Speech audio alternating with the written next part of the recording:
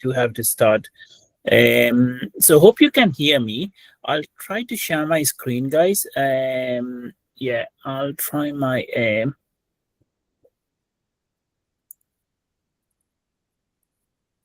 can you see my screen, guys?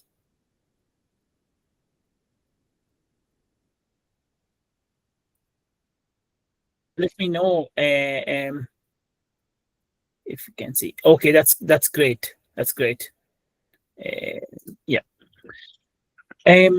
Now hope you all know me. I'm Upakarat Naik, working to Atlantic Technological University, Sligo, Ireland.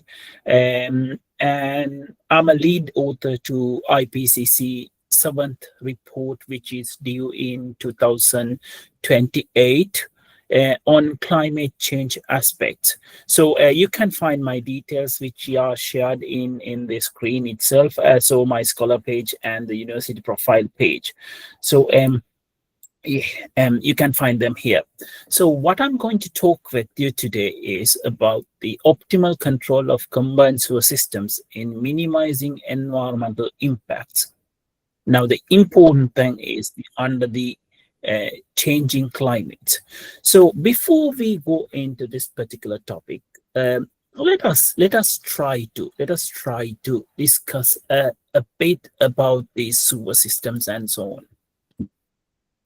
Now, what are these sewer systems? Now, the sewer systems are an underground network of pipes. Okay, these are pipes, underground networks of pipes and tunnels that collect wastewater. That is basically from our kitchens, bathrooms, and so on, and even industries. They collect the wastewater, or in other words, sewage. And also, or stormwater from buildings, because we have a rainfall, snow melting. So we collect stormwater too from buildings and transport them. So and usually it is a gravity-driven system. Okay, this is usually a gravity-driven system, the sewer system itself. But time to time, we have pumps and some other hydraulic components in the sewer system.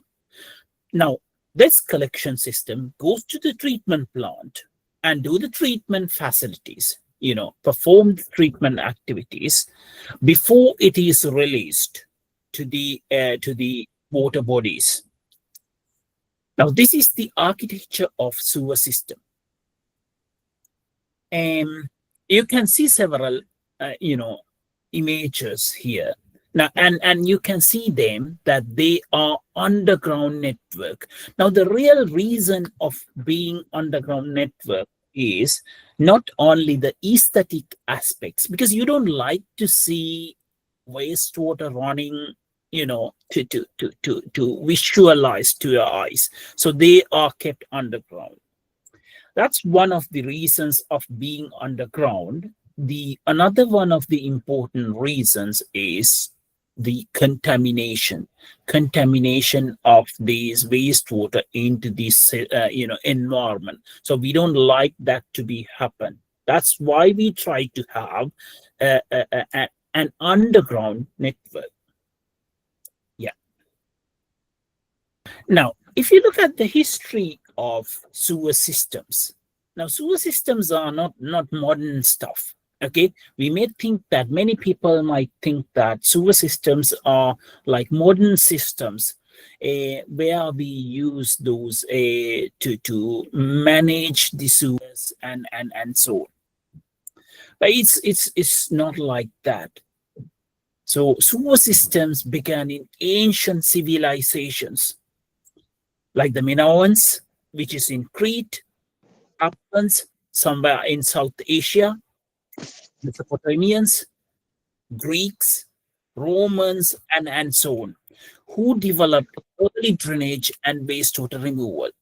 These were heavy practice in the world. Now, if you can see this particular picture here, which I have shown you, These are the latrines in ancient Rome's. So they have a well-developed system.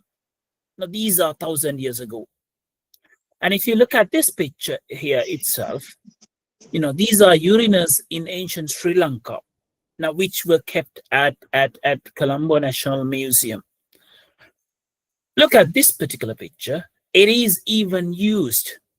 These networks were analyzed in modern engineering sense, and you can see them from the publications. Now, these were 1,000 years ago. So we had sewer systems 1,000 years ago. We used them for the urbanizations and urban areas. So it's not a new concept to the world. Yeah. So however, after a long stagnation during the dark ages of the history, because of various reasons like wars, pandemics, and so on, now the modern sewage system was reborn in somewhere in mid-19th century. Like we can see some figures from Joseph Basaletti in London, who built large interceptor sewer systems connecting ancient principles with modern engineering to combat diseases like cholera, and so on. Now, this is one of the again important thing. Now, when we look at the history, the recent history of the world, people try to throw away their sewage into the streets and so on, which created a lot of sanitization issues, and then created a lot of diseases like cholera. If you can remember 1940s and so on, we had a long, dark history about cholera.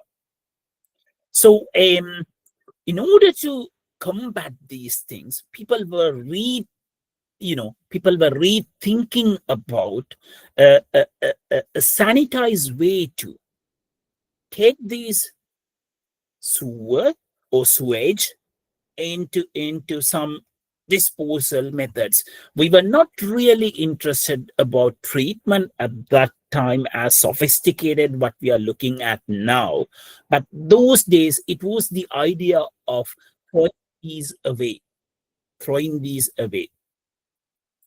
So if you can see these figures, these are sewers in London.